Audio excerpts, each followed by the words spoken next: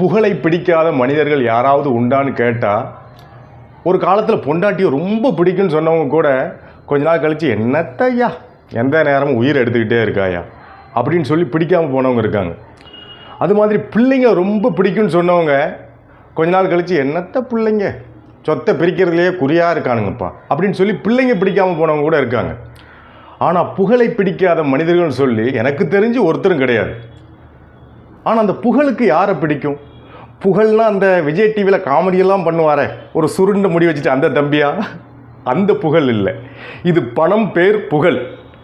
இந்த புகழ் பிடிக்காத மனிதர்கள்னு யாருமே கிடையாது. புகழுக்கு யாரை பிடிக்கும் அப்படின்னா, எந்த மனிதன் ஒவ்வொரு நொடியும் உழைத்து கொண்டே இருக்கிறானோ, எந்த மனிதன் ஒவ்வொரு மனிதனிடம் விட்டு கொடுத்து வாழ்கிறானோ, எந்த மனிதன் ஒவ்வொரு நாளும் ஏதேனும் புதிதாக கற்றுக்கொண்டே இருக்கிறானோ, இந்த மனிதனை தேடி சொந்த பந்தங்க வாராங்களோ வரலையோ, முக்கியமாக கடன்காரனுங்க வாராங்களோ இல்லையோ, புகழ் நிச்சயமாக தேடி வரும்.